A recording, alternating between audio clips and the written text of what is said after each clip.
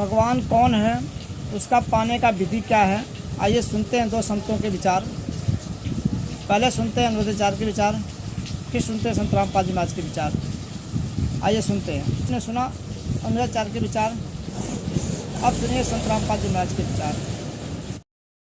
ये सभी भांग बोरे हैं, इनसे सिद्धियां आ जाती हैं और सिद्धियां इस जीवन की शत्रु होती हैं। तो पुण्यात्मा, शास्त्र विधि त्याग का मनमाना आचरण कर रहे वो भी व्यर्थ, तीर्थ व्रतों पर जाते हैं ये गीता के विरुद्ध। क्योंकि श्रीमद् भगवत गीता एक आदरणीय ग्रंथ है और इसमें गीता ज्ञानदाता ब्रह्म है और ब्रह्म कह रहा है कि ना इसमें जय राम का कोई नाम जाप करने का आदेश है। इसमें केवल एक ओम मंत्र है। कहते मेरा सिमरण है ओम मंत्र का।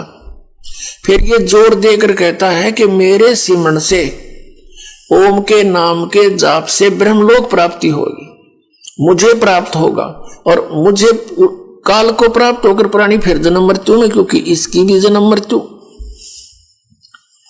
इसलिए 7वें अध्याय के 18वें श्लोक में अपने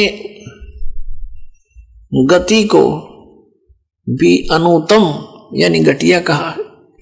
इसलिए इसने कहा कि तू 18वें अध्याय के 62वें श्लोक में, 15वें अध्याय के 4थे श्लोक में कि तत्वदर्शी संत की प्राप्ति के पश्चात परमेश्वर के उस परम पद की खोज करनी चाहिए, जहां जाने के बाद साधक फिर लौट कर वापस नहीं आते। 18वें अध्याय के 62वें श्लोक में कहा कि सर्वभाव से अर्जुन तो उस परमेश्वर की शरण में जा, उस परमेश्वर की कृपा से ही तो परम शांति को और सनातन परम धाम को प्राप्त होगा। अर्थात फिर तेरी मृत्यु कभी नहीं होगी, सदा के लिए सुखी हो जाएगा।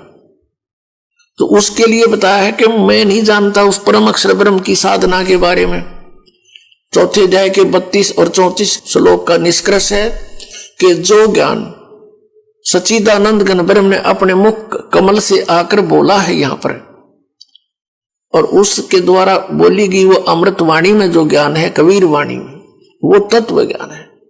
और 4थे अध्याय के 34वें श्लोक में कहा कि उस तत्व ज्ञान को तो तत्वदर्शी संतों के पास जाकर समझ, उनको प्रणाम कर, वो तत्वदर्शी संत तुझे फिर उस तत्व ज्ञान को बताओगे। अब 17वें अध्याय के 23वें श्लोक में कहा कि सच्चिदानंद घन ब्रह्म के पाने का इस 3 मंत्र का जाप है ओम, तत् और सत। ओम तो सीधा है, तत् और सत गीता ज्ञानदाता को पता नहीं कि ये बताओगे वो तत्वदर्शी संत, उनसे पूछ ले। तो ये दास है वो तत्वदर्शी संत इस वर्तमान में।